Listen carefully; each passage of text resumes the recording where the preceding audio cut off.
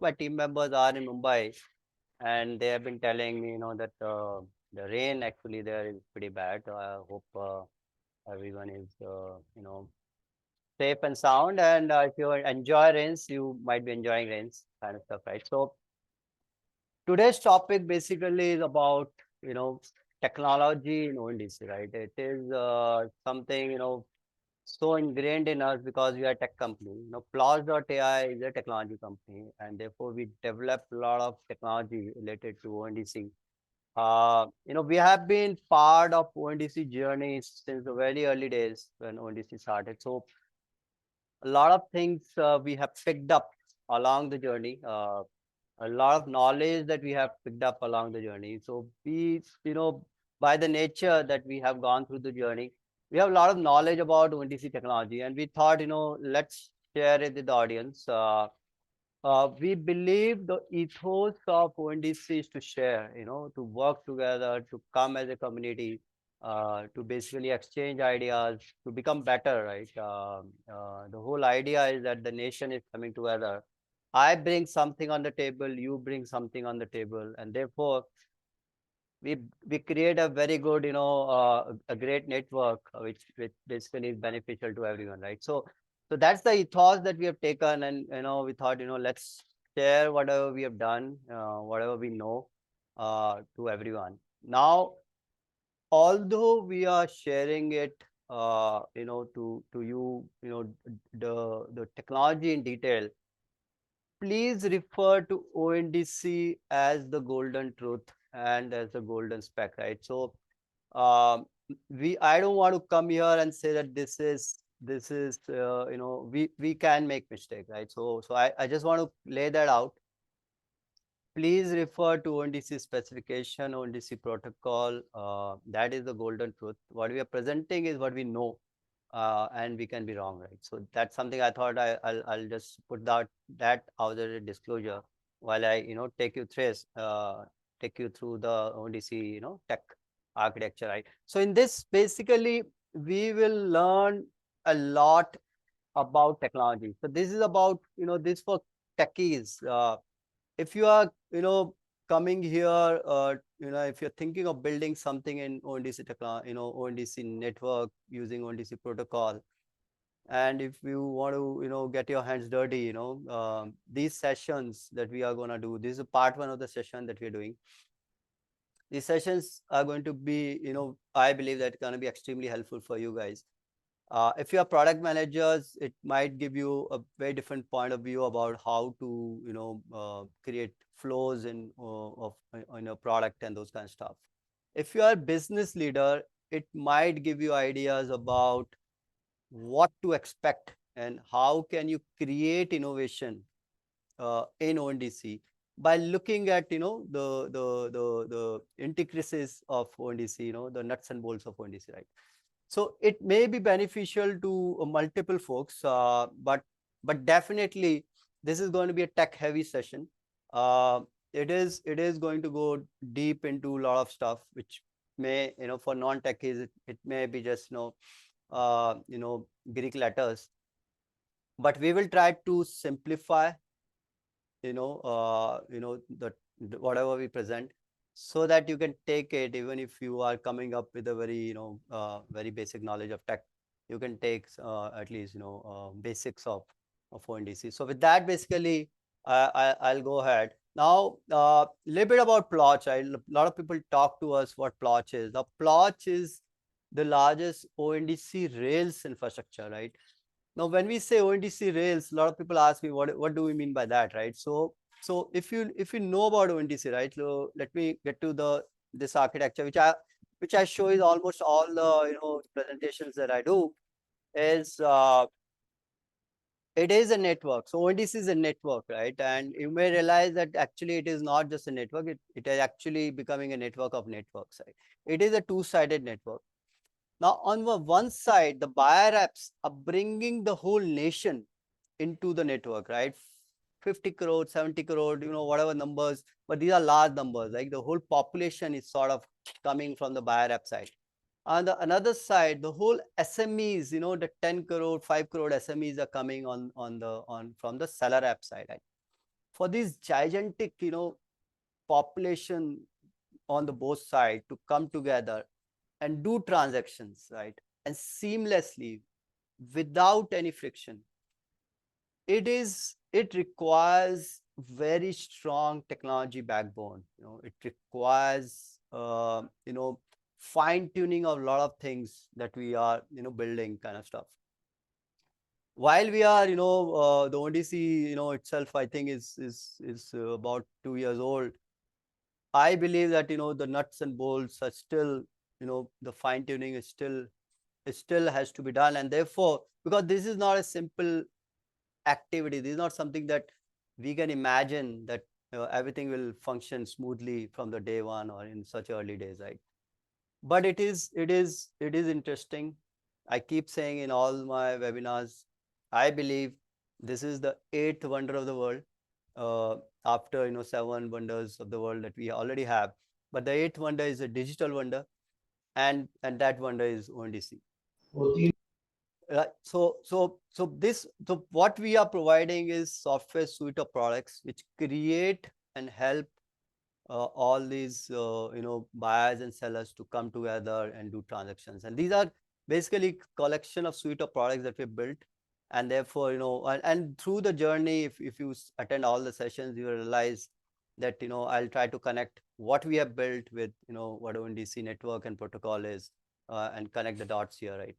Uh, I will not go into detail into, usually I give an example of how the transaction flows, but I'm assuming a lot of you already know how the transaction flows, how if I search a pizza on Paytm and how the Pizza Hut, pizza will come to me and I'll order, and how the payments will flow, how the grievances flow, right? These are the networks which are either live or in the process of going live, right? So retail is already live, logistics is already live. These are the networks which are live as of today. Now every network is always a two-sided network. In retail, you also have buyer app, seller app. In logistics, also a buyer app, seller app. In mobility, also a buyer app, seller app. In fintech, also is that, right? The network architecture doesn't change across these, networks. But of course, the schemas and user flows and application flows and all those things do change. So there is a flavor. Each network has its own flavor, but more or less the architecture is pretty similar. It is a two-sided architecture. The APIs are pretty much the same. Is that the schemas are changing? In retail, version 1.2 is going live. B2C, B2C, B2B both are live. B2C version 1.2 is live. Is going live right now. Version 1.1 is already live, and that is sort of an overview of what what is happening in the network right now. We have these products called Node App, Node Retail, Node Dash, Node Pay, and three other products which are coming, which is Node B2B, Node Fintech, and Node SSO. I will get into details of all these products, the 7 products that I have presented here, as we go through the journey to connect the dots. But I thought I'll put that out in front as I speak, in my subsequent slides. Now, what I'm going to show right now is what is in some bit is already happening, but some bit may happen in future, and it may give you ideas about how you can create applications and for future of ONDC kind of stuff, right? This cascading, see, when I said there are 4 networks, right? The networks themselves are standalone, behaving as a buyer app, seller app. But what is interesting in future is the interplay of these networks, and I keep getting excited about it because there's a lot of opportunities which actually, as a network, I see each other feeding into each other, and therefore creating a lot of demand for each other, right? So here, for example, I'm taking example here that a seller actually has 1 second. Let me take the example. I think there's a slide change, but there is a B2B order which basically has happened in the network. Now, B2B net order has happened in the retail network, where the B2B buyer and B2C seller the order is about 1,000 saris, right? So there's a buyer who is buying 1,000 saris, and there's a seller who is selling 1,000 saris, right? This is the example of the retail side, right? Now this B2B seller has received 1,000 sari order, right? Now it has to deliver. Right? For the delivery, for the courier, it will go into the logistics network and get courier services from the logistics seller apps. Right? This is primarily an example where this is a typical example where someone has gotten an order, and then someone, the same seller wants to deliver the product, right? Now, how will that happen is that their retail network on which the B2B order has come, and there is a logistics network where basically all the logistics companies are the sellers of logistics, couriers basically. It's a courier seller companies. So they're basically selling courier as a product or a service kind of stuff. So they may be, Dunzos and deliveries and Shiprocket and, load share. There are a lot of, logistics companies in the logistics network. The B2B seller, which actually has received a 1,000 sari order, will become the buyer in the logistics network, buyer of the courier service, right? So there's an interplay which is happening where the retail network is generating a retail order, and then there's a courier order which basically is getting created because of that. Because of the retail order, there's a courier order which is getting created in logistics network, right? So now if you see it this way, right, the logistics network is getting a lot of demand from the retail network. And it is interesting because logistics network itself, standalone, would need some kind of adoption, right? And that adoption is coming from retail network. Now it doesn't mean the logistics network will only rely on retail network, right? Potentially you can think of an external, party, who's external company who just wants to use a logistics network and has become a buyer app, right? And it's basically, it has its own website, D2C brand, of omni-channel presence, whatever the operations are there, but actually not part of the retail network. It's just part of the logistics network. So potentially you can also have a standalone courier buyer who is just buying, courier from the courier sellers, right? So that's something is interesting. Before I get into other interesting things, I want to pause here and take some questions, just so that I don't get into a long session here without asking questions. So any questions from anyone before I get into further into my Ansh. Hello, Manoj. Thank you for doing this. My question is, you mentioned, obviously this is me moving ahead, but just wanted to know, you mentioned the B2B aspect. So there can be this is basically like what Udan is doing, right? Udan, you are democratizing what Udan does with the Hmm. B2B and the enablement of the Hmm. B2B via ONDC, right? Is that the correct interpretation? So basically, see, generally in B2B, what happens is there's a product flow and there's a credit flow. So so there is some bit of credit which is also given by the enablers. So Udan, I don't know. I don't know a lot about Udan, so I may be wrong, but they may be connecting buyers, B2B buyers and B2B sellers, but they also may be enabling credit in the network, because if I'm a B2B, usually B2B lending is a big need.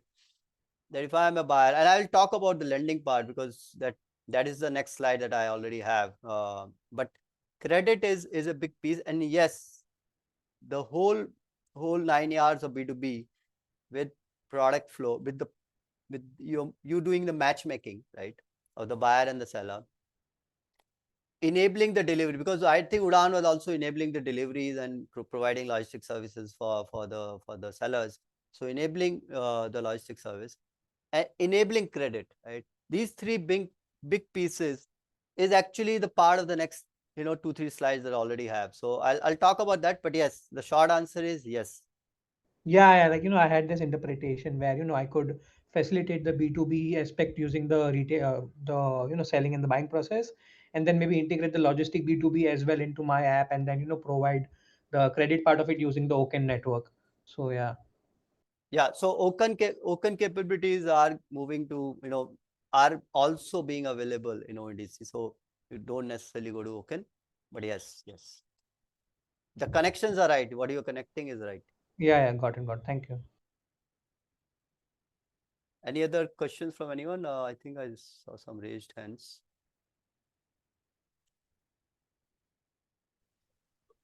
Yeah. Hi, Manoj. Alok here. Hello. Yeah. Hi. So yeah, so we have built a B2B application, and we are catering to almost say 3,000 retailers currently, and a lot of brands from Surat. I mean, we are from Surat, so we have created this app for especially for Surat only. Okay. So a lot of top brands, ethnic wear brands, are already registered on our app, right? Okay.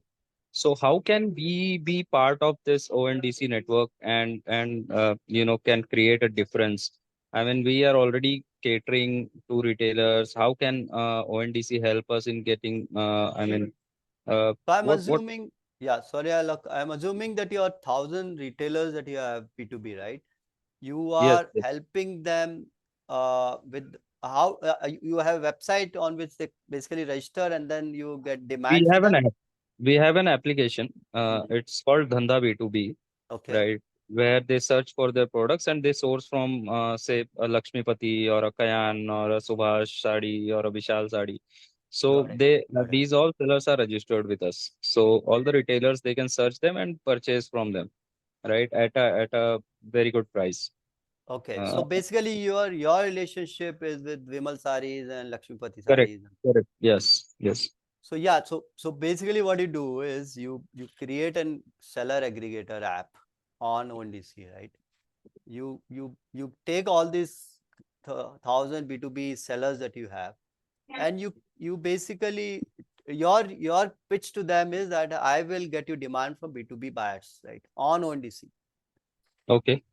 So Okay. you just create a seller aggregator app, which is for B2B seller aggregator app. You basically push all the catalog, whatever catalog of Lakshmiti Vimal saris through your aggregator app into the network, and the B2B buyer apps will catch those, catalog, and then they Yeah. will generate demand and it will come to you. See, B2B flows are a little bit different.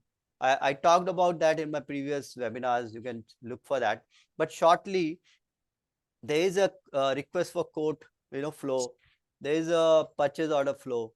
The payment can happen post order. There is the payment can also have a 30-day and 15-day timelines. All those B2B terms, all that is there. So it's a little bit different flow from B2C where the Yeah, so that is in the offline. That is yes, the disorganized, which yes, we are trying to organize it, and yeah, we are actually, there's a cash out delivery feature that we are offering them.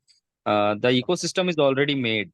So, is it possible that this app be a part of OND? How can that be possible? That the app that we have created be a part of that network? So basically, if I will talk about that also in my subsequent slides. Okay, How because a lot of people are coming to us and saying, boss, I already have an app, I already have an ERP, I just want that to be ONDC enabled, right?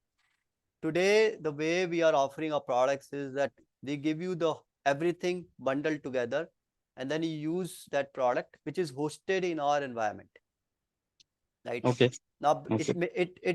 it doesn't work for a lot of folks, and therefore we realize that APIs are Okay. something that it will be required for folks like you.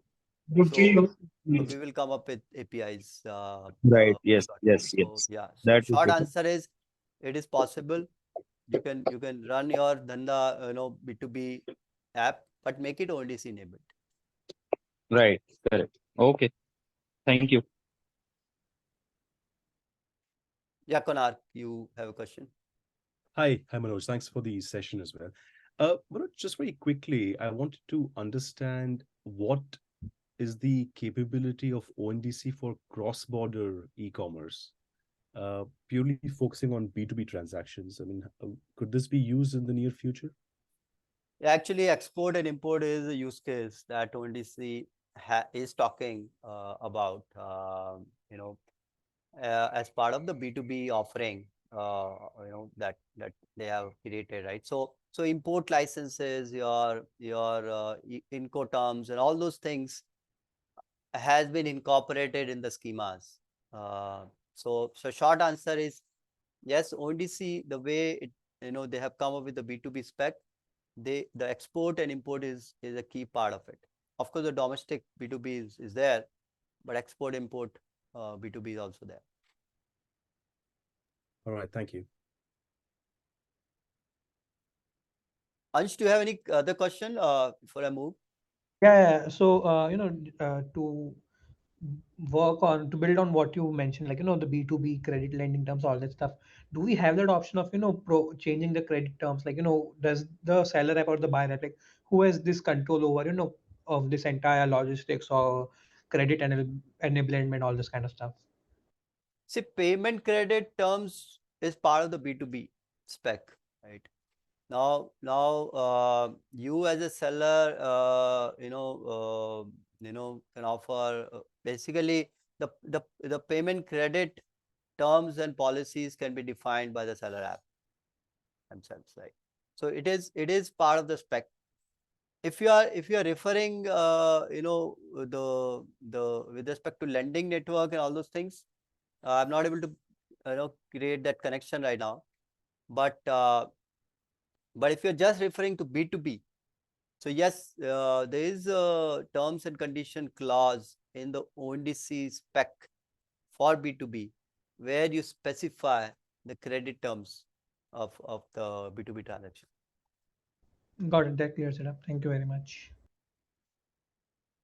So I'll move on, to another use case, right? The similar example, right? That the B2B transaction has happened, and in the previous one we saw that how that B2B seller could go into courier network to get courier for that B2B order. But there is also the fintech network, right? In which the B2B seller can go and become a borrower and basically get a loan which basically get dispersed to the seller, right? So that's basically the purchase order financing, right? So in this case, right, the B2B, the retail buyer seller, that I've already explained, right? The order is getting generated of 1,000 sari in the retail network.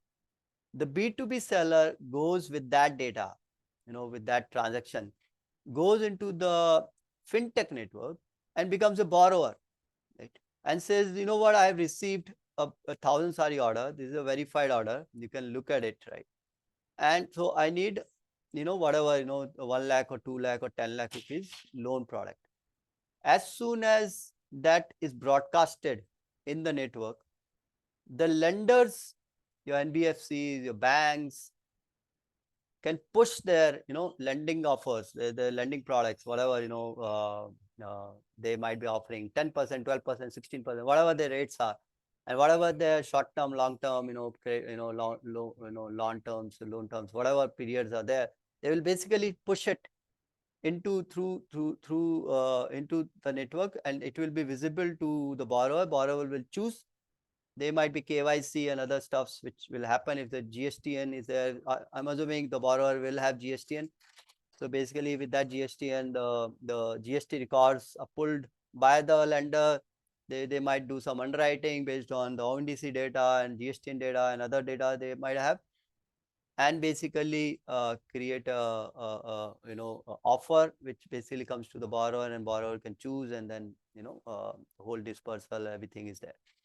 There's a whole flow that we will talk to you later, maybe in next couple of weeks, once we get a better understanding of, because the fintech spec actually is not yet out. So I just don't want to tell you a lot which may not be aligned with the fintech spec. But the whole idea is this, that the B2B seller becomes a borrower in the fintech network, and this interplay is interesting, because for a lot of fintech companies, lending use case, finding borrowers, the right borrowers, is a big challenge. How do you ensure that this borrower actually is borrowing for this use case and actually using it for this use case?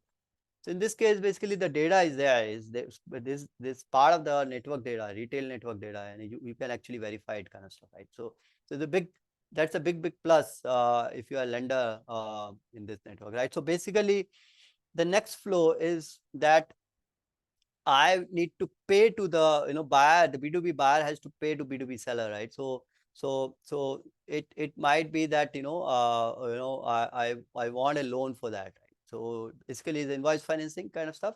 So the B2B buyer here in this case becomes a borrower and goes to lender and says that I want to lend kind of stuff, right? So it's interesting, interplay that between retail network, fintech network, and each other feeding, right?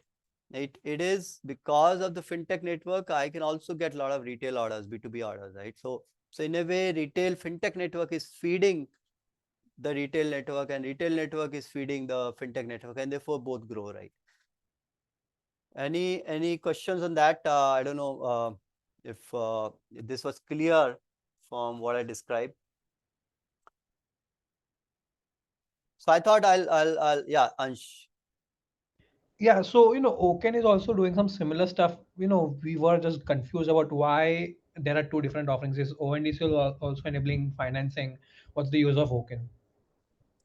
So I can't comment on Oken, right? Because I'm not that I don't know in detail what Oken is doing kind of stuff. What I'm telling you is what ONDC is doing from a fintech perspective, right? And these are the possibilities that I'm presenting it. It is not that today I can tell you that this is happening, right?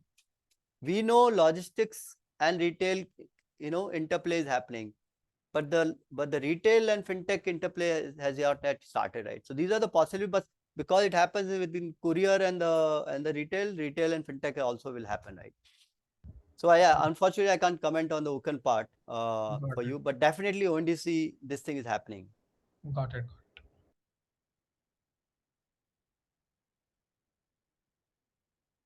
So now basically I'm going to get a little bit, I gave you a little bit idea of the network architecture, like how the network, ONDC network is, how the networks can, play with each other kind of stuff, right? Now, I'm suddenly switching the gears and going like deep dive into the technical part of ONDC, right? ONDC is a network. So there's a ONDC network. ONDC network runs on ONDC protocol. This protocol is basically like a language, right? I'm talking to you in English language. You and I can understand each other because I'm talking in a very structured way that this is how the English has defined, that this is what you use for speaking, and these are the words you use, and these are grammar you use kind of stuff, right? You and I can understand because there is some kind of structured, language has been created for the buyer app and for the seller app to talk to each other. There has to be structured language. There has to be structured, format in which say, okay, I'm telling you to do this, and the buyer app is telling to you to seller app do this, and seller app understand he's actually telling me to do this, right? And stuff. That language is the language of ONDC protocol, and this ONDC protocol is composed of 10 transaction APIs and their related callbacks, right? Which basically broadly is into discovery of the product, right? How do I discover anything in the network? Whether lenders, whether lending products, whether services, whether Uber rides, auto rickshaw rides, whether I'm searching for courier, whether I'm searching for products. How do I search is the discovery part, which happens through a set of API, which is search and on search. Now, once the discovery has happened, right? If you go to Myntra or Flipkart and those kinds of stuff, you search. I'm searching for, electronics like, iPhone. I'm searching for jewelry, saris, whatever you're searching, right? Once you have searched, which is the discovery part, then you're basically doing some add to cart, and you're doing the payments and doing the, and then you pay, and then basically your order gets confirmed, right? This is basically is covered by the three APIs: the init, select, init, and confirm, right? These are the APIs which form part of the transaction flow, right? There's a discovery flow, and then there's a transaction flow. Discovery flow is search, transaction flow is composed of select, init, and confirm. And then there's a post order. There's basically fulfillment is happening. Your order is coming. Your courier is getting, is in the way, and you need to cancel. Also, if you order, you want to cancel. So there's a post order, flow which composed of support, fulfillment, and those kind of stuff, which primarily, is covered by, let's say I want to know the status of my pizza. That if I'm a consumer, and I go to Paytm and I want to know where my pizza is. So Paytm will call a track or a status API, whether, where is my order kind of stuff, right? Then there's update APIs, and if I want to return the product, if something is not, I like, then this basically goes through a return flow, which is supported by update, right? If I want to cancel, there's a cancel API. If I want to get a rating of the of the seller and the product and those kind of stuff, then rating APIs are there. And if I want to know the support, how to reach the other side, whom can I call, then there is support API. There are 10 APIs, and of course the related callbacks which come from the other side. There are 20 basically in the whole discovery, order, fulfillment, support. That's basically is the gist of protocol. And if you go in any network, whether you are in logistics network, whether in fintech network, whether in mobility network, these APIs are the APIs, right? Search, init, confirm, cancel on, cancel, all that, they are the APIs. It's just that how they are interpreted, and what they compose, what's there inside in that is a little bit different. More or less it's same, but a little bit different. And then the infrastructure APIs, which are primarily to subscribe into registry and look up and those kind of stuff. So before I tell you about subscribe and look up, basically ONDC architecture, when I said there's a buyer app and seller app, there's also a gateway in between, and there is also a registry, which I did not talk about. There's a registry, right? Unless you are part of the registry, which only ONDC basically approves and tells that you can be part of the registry. Unless that happens, you cannot do anything in the network. So that basically is something that I thought there's a gateway. A gateway is used only for the search part. After the search, all the communication is between the buyer app and seller app directly. We call it direct node to node, interaction kind of stuff. Other than the search, basically the search is basically where you get into a gateway kind of model, right? This is a bit heavy. But this is important. If you're doing anything in ONDC, this is something, is a language that you have to understand. Unfortunately, it is a bit complex. If you go in deeper, we will go deeper. I'll tell you, I'll go, in previous, of course, today we may not have time, but we'll go deeper into each of these, so that you understand what ONDC is trying to do and how it's structured and stuff. But this is the 10 APIs. Any questions? I know this may be a bit heavy, but any questions?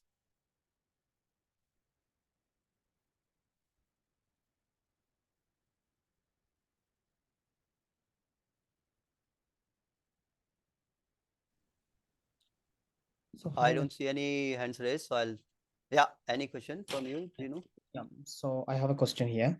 So let's say I want to make use of on network logistic in this one. So let's say in this order phase, order transaction. So how can I make use of it? Like, whenever a select API calling. So basically I'm a retail seller application. Okay. Whenever I select API calls, at that time I should search for the, on network, logistic services. How exactly the flow will come? Yeah, so basically, if you look at the flows, right, there are different implementation people do. For example, Plotch, I can tell you what we have done, right?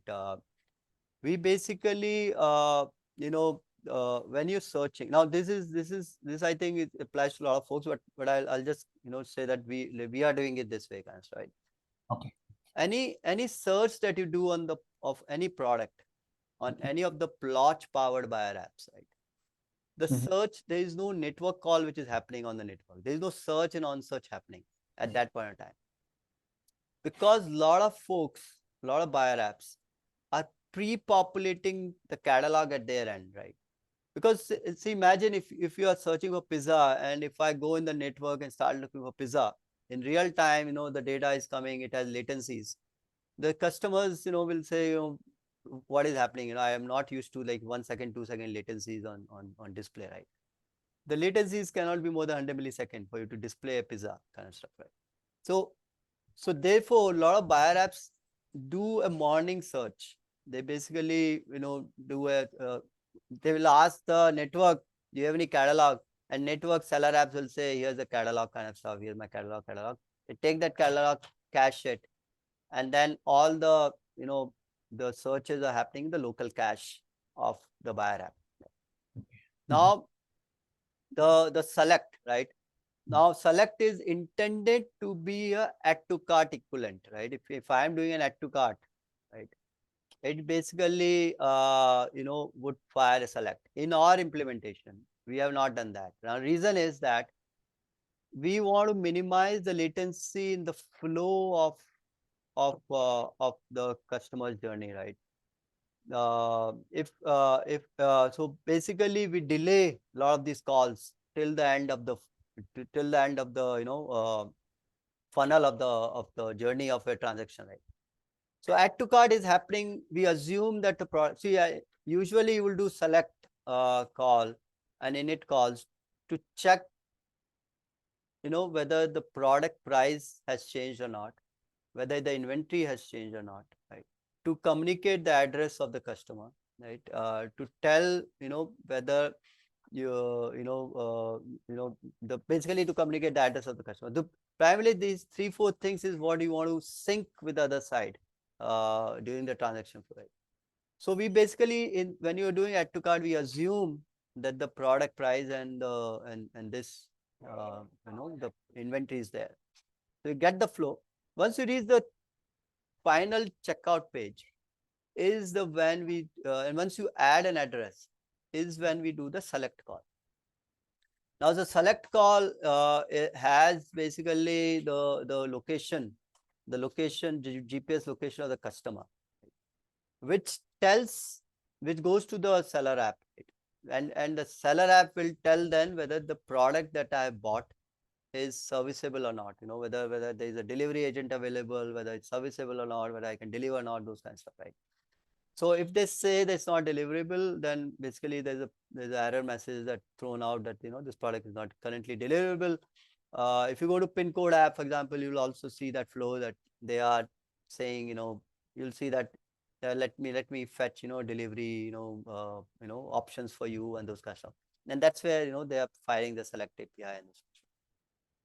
Now init is something that we do just before the payment actually is collected, and that is just to ensure that the pricing hasn't changed, the inventory is still there, and those kinds of, because once you take a payment and then you say that product is out of stock or product is not serviceable, that's a very, very bad experience the customer goes into, because they become very agitated. My payment has gone and I have my product is not coming, when will I get my refund, all that thing will happen. So there's a final call that we do before the payment is collected, which is the init call. If there's a price change, anything which changes, we basically tell the customer that there's the price has changed. And once the payment is collected, the confirm call goes. That okay, this is a confirmed order, and you can basically deliver out. Now your question to the logistics part. Now the shipping in our implementation, the shipping information is shown on the final checkout page. You will not see shipping information plot by apps on the add to cart, and which basically is what we have studied, is that a lot of folks in general e-commerce also show shipping at the final page, and usually in add to cart they will just say these are the product prices and those kind of stuff, right? Okay. And that's where is basically you do select call on. So there is no select, by the way, there is no select call in the logistics network. There's only search. So you'll do primarily look for courier rates, and once you have done that, this is what I want, is when you do the init call, right? So it basically depends on a seller app where when you want to do it. But the logistics information can come on select, but definitely has to come in on init. Okay, got it. So it should be there in on init and on confirm, right? Both the scenarios. But we can On ignore. confirm, definitely. Well, on confirm is basically that I've collected the payment and I'm giving it to you. Okay. That order is confirmed, and that is after receiving a shipping code from you. Okay. Right? So it cannot. So your shipping code cannot change after confirm. So you cannot say, oh, my shipping now is 80 rupees, while in init on init I've set 70 rupees. So it will immediately happen, right? After init is happen, immediately they will call the confirm as well. Correct? Well, you cannot assume that. Okay. You cannot assume that because what it may be happening, because it depends on the buyer apps. There may be a time lag between init and confirm also. So yeah, so your question may be that, okay, I got a shipping code right now because you send me in it, but now after you're giving a confirm call after 2 hours, but my rates might have changed. Correct.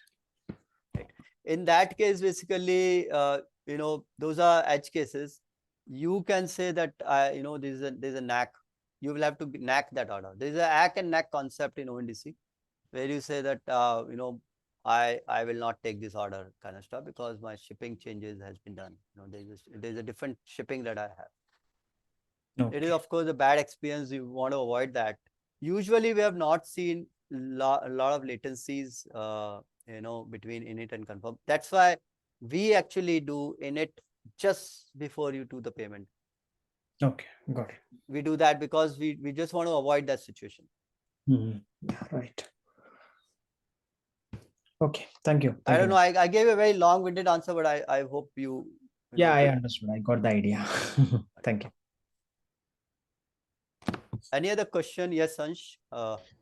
Yeah, so first of all, I have two questions. I talked to a few of the folks, a couple of times earlier, and not from Plotch, but people who were in the industry, Okay. and they basically mentioned that the buyers app don't have usually control over the logistics networks. It's the seller that decides कि भाई कौन से logistic, which Yes. logistic provider to choose. Yes. Yes. But now you mentioned that on in it I have the option to see the delivery drivers available and select which one. So if you can just clear that particular part up. Okay. No. Let me just clarify. What I said, right? What you get from the other side. Now this is version 1.1 I'm talking about, right? Version 1.2 has an option where you share the courier options and customer can select.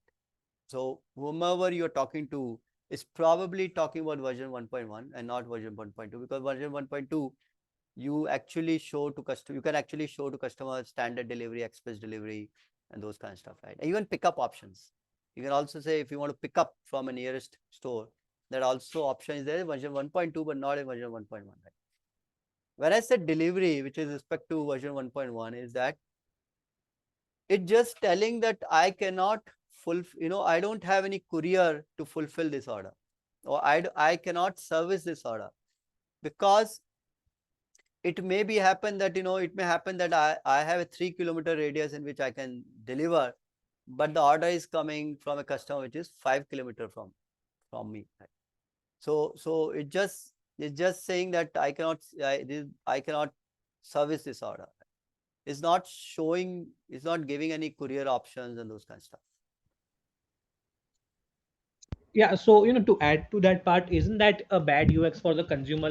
First of all, Yeah. you are delaying the select calls and all those stuff. So me as a consumer, I am adding particular items to the cart, and while making some sort of while going to the payment, and now you see that I'm out of the serviceable area, and now you show up an error that this is not serviceable. Don't you think that's a bad UX?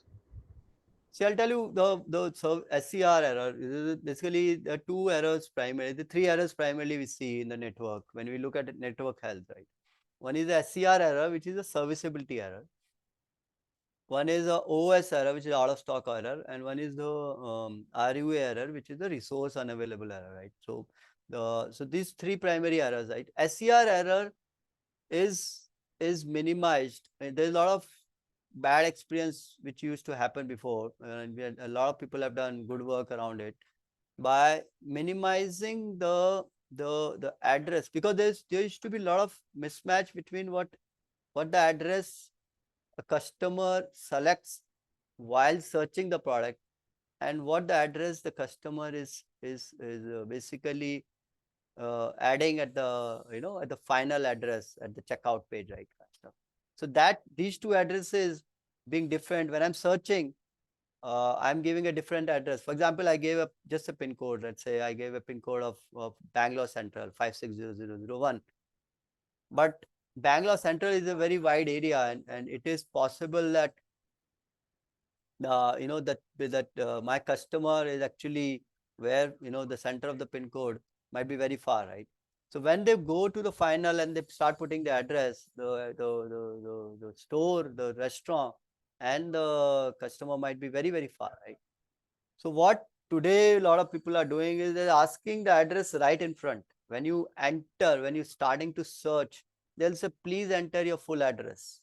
And this address is basically is either the customer has pre-populated address from the previous transaction, so it basically is used, or the customer has to put the full address.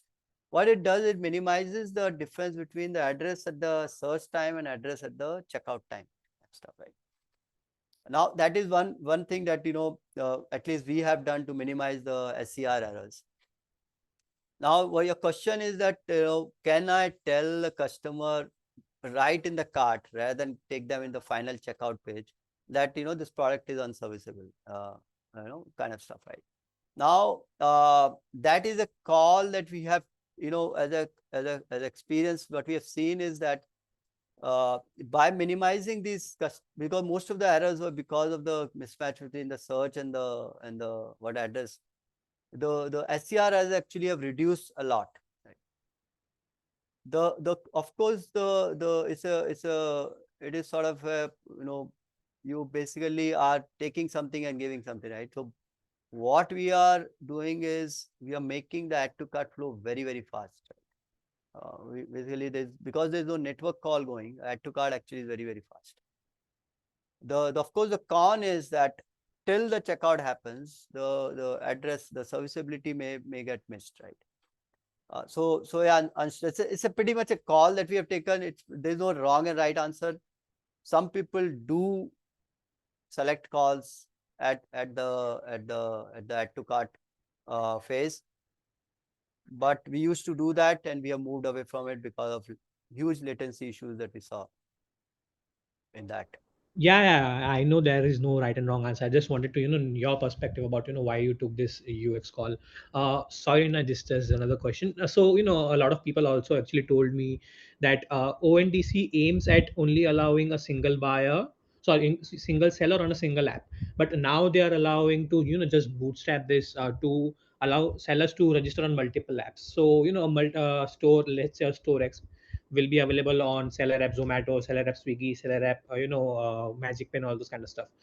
So if I as a buyer app search a particular store, let's say Mithai, it will be showing me results from Zomato seller app, Swiggy seller app, Magic Pen seller app, all from the same store. So how do we solve that issue? Yeah, so it's a good question. Unfortunately, I don't think I have answer for that, because this is something is not happening a lot that we see in the network, that because a seller doesn't need to enter it through multiple seller apps. It's basically a waste of time in a lot of ways, because you just need one seller app to get into the network. Now, it may be for multiple reasons the sellers are choosing multiple seller apps to get into the network. That problem, we will, unfortunately, I don't have an answer, because we have not come across that as a problem right now.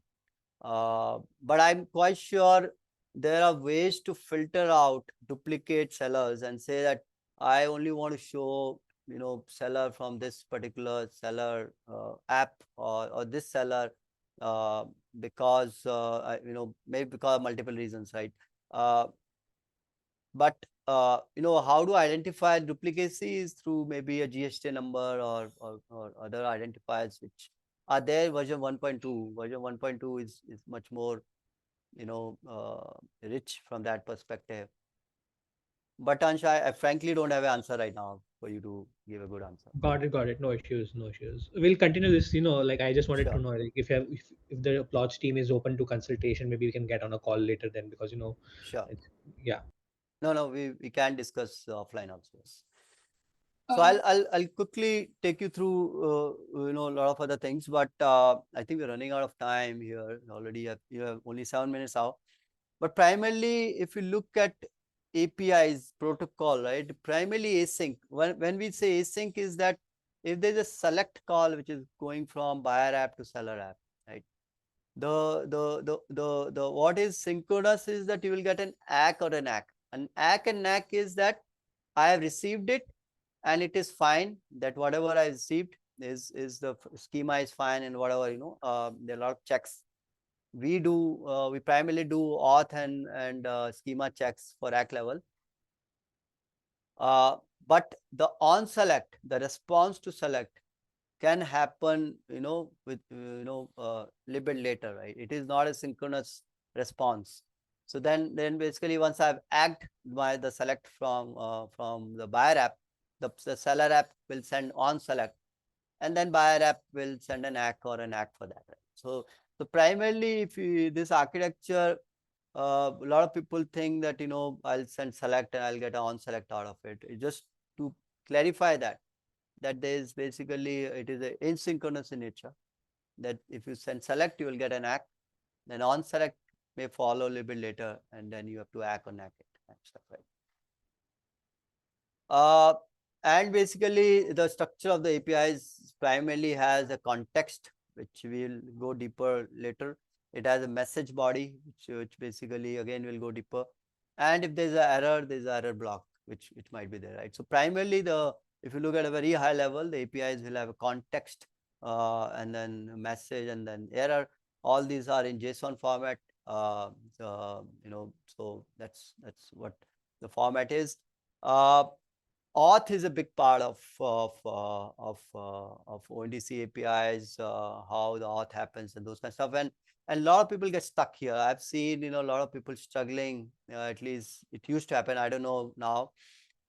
People used to get stuck into auth part of ONDC, where they don't know how to generate auth and how to create authentication, right? Now authentication is primary. See, this is a network, right? So primarily, if you look at from authentication perspective, I'm sitting behind a wall, right, and I'm talking to you, and we both need to make sure that we are talking to the right parties, right? So basically, there is an authentication mechanism where we might say, ask for a password to each other. What is the password that I gave to you? Please, we that password, if it matches, I know the other person is XYZ, and he knows that I'm Manoj, kind of stuff, right? So so people sitting across the walls need to first ensure that they're talking to the right parties, right? So therefore, the authentication piece is very important in the whole architecture of ONDC, to ensure that the network security is not compromised from that perspective, right? Now, how that happens is bit of a technical deep dive, but primarily, there's a concept of asymmetric keys in how the path flows, and ONDC primarily uses that. The asymmetric keys of authentication is primarily, there's a private key and there's a public key, right? So I let's say I am the buyer app, Manoj, and let's say there's just there's a Manish as a seller app, right? Now Manoj wants to, if sending something, so what I will do is I'll keep two keys. I'll generate two keys. Now this is a key pair generation which you have to do, and one key is a secret that I keep. Another key is a public key. Is basically available to everyone, right? And when I'm sending, when I'm telling Manish that can you add to cart 1 kg of atta, right? And I'm communicating, I'll basically encrypt it. I'll put something in that communication where, and basically use my secret to basically encrypt in some ways, or create a key. It's basically we call it a signature kind of stuff, which basically comes with the communication that please add 10 kg of atta, which I sent. So what Manish will do is take that signature and verify with the public key that I have published, that okay, Manoj, is this the right Manoj that who is sending me right kind of stuff, right? Now these public keys are part of the registry that I mentioned, ONDC registry. So when you're subscribing, you have to give your public key you have to put your public key in the registry so that people can fetch that public key. And whenever I'm sending something, they will take the public key and do an authentication. Okay, this is Manoj that who have signed, right? And this is Manoj who have sent it. There's no other, duplicate someone who has sent it kind of stuff, right? It is a bit complicated, but people who understand, and people who want to go deeper, this is a big piece that you have to first crack.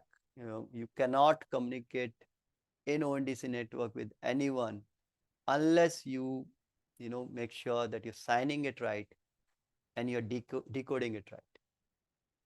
And of course, the vice versa also happens. As a seller app, I will have a private key and I will have a public key. So I will push that public key in the registry, and so that buyer apps can also verify as a seller, that I am the one who's sending kind of stuff.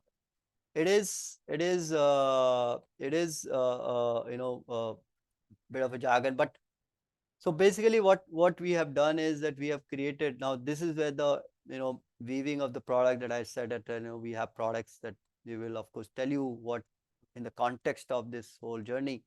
The node SSO is something. SSO stands for secure shell of ONDC network. It's something that we have created. It basically can help you, get through all these, authentication, signing, and all those things. And you can basically, we can give you the APIs and those kind of stuff, right? Primarily for single sign-on. A lot of people talk about single sign-on. That if I am opening an app which is ONDC app, my customer and the app journey should have a seamless, it should be seamless for the customer, and customer doesn't need to sign on again in the ONDC app. Let's say I'm my main app, let's say, is XYZ, and ONDC.xyz is getting opened in the main app. I should be able to give a seamless signing experience so that the sign on is not there. ONDC auth and encryption, which I talked about just now, and if you have the service accounts that you have, then those also Node SSO support. So this is something that we've created for authentication encryption in the ONDC context. This basically is how the auth header is generated. I'll of course share this slide so that you can refer it later, but primarily the whole body, the message that I talked about, the message body is taken, hash is created, then hash is signed through the private key, and then the signature is generated and then put in the header, and the other guy can look at the header and decode it, and through a public key and stuff, right? So that's something, how the auth header is generated.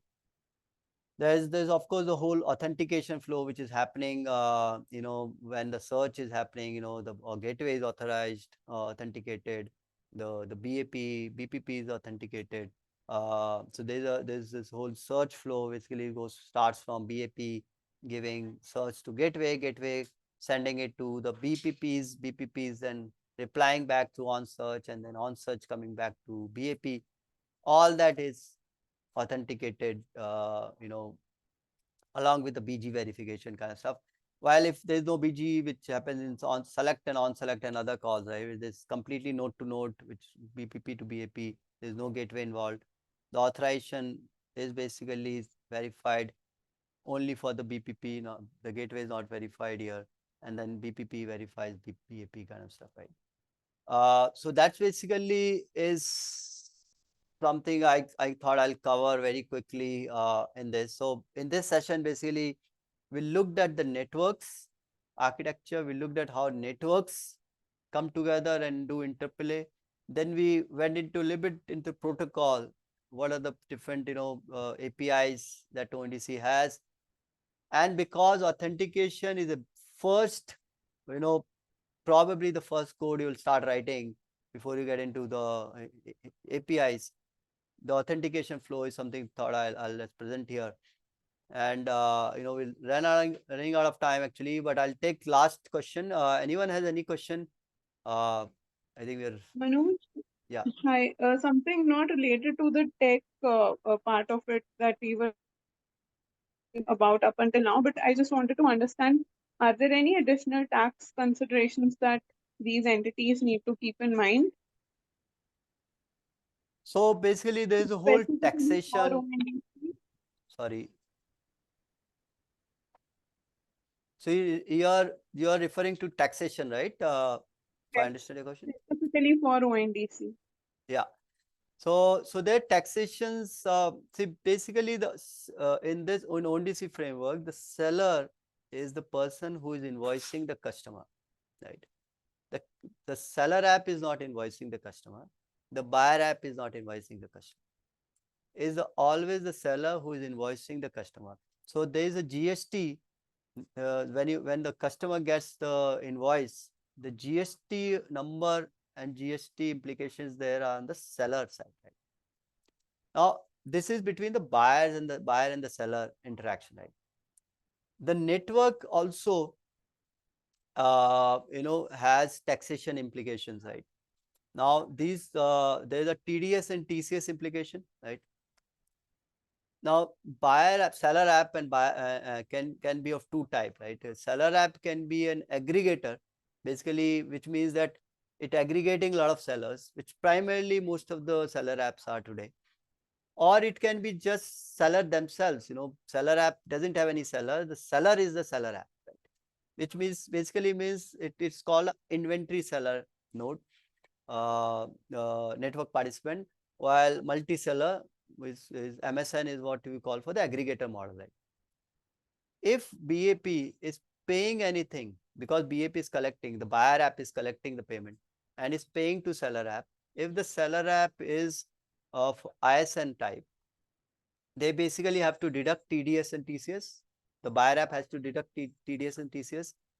If it is a multi-seller network, which means that it's aggregating, the buyer app is not going to collect TDS and TCS. The seller app is going to collect TDS and TCS for the seller, right? It is the short answer that I could give so I'm running out of time. We have done we have done sessions on this. If you want to know more about it, I can share the deck others. You can write to me at ONDC at Plotch.ai, and I'm happy to share more data on that. But sorry, because of the time constraint, I cannot get deep into that. But short answer is that.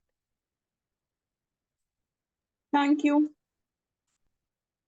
So with that, unfortunately, we run out of time, but hopefully enjoyed the session. And these are going to be tech heavy, as you might have realized. But if you have anyone who wants to do it from the scratch, who is thinking of building on their own, and want to deep dive into this, they can be part of this session. We will of course do multiple parts of this, and we'll keep communicating with you when those happens. With that, I want to thank you and have a great weekend. Enjoy the weekend, and I'll see you next week. Thank you. Bye bye. Thank you, Manoj. Manoj, if you want to, approach the Plotch team for consultation, how can we do it? You can write to us at ondc@plotch.ai. Got it. And you have any consulting services, or is it only the app-based service that you provide? No, we do provide technical consulting. Yes, we do. Okay, got it. Thank you very much for the Okay. information. Thank you. Bye. Manoj, if I may ask, why? I mean, I'm sure people are embarking in the different spaces as well. But ONDC, why itself is much constraining itself to retail space while there are different use cases. Do you also work on something like automotive, where each sensor speaks with different dashboard, something like that? Okay, so basically, the short answer is that ONDC, the four networks which I know are either live or going live, right? But doesn't mean that ONDC is not gonna get, in my view, now I may be wrong, but my view, a lot of other use cases ONDC will launch, a lot of other networks ONDC will launch in future. So you're right. Uh, in fact, I know people are talking about EV charging, energy discovery and job discovery, other stuffs. They actually interesting open networks which are there. Other open networks like ONest is there, UHI is there. Then UEI is coming. Which is energy network and those kind of stuff. Yeah. So there are a lot of other open networks are coming, but whether those will be part of ONDC or whether ONDC will create another network, I'm not sure. But Okay. yes, the use cases that you mentioned are very interesting and they will be covered in future. Yeah, sure, Okay. Manoj. Yeah, Okay. Thank you. thank you so Bye-bye. much. Thank you for sharing the informative Thank you. session.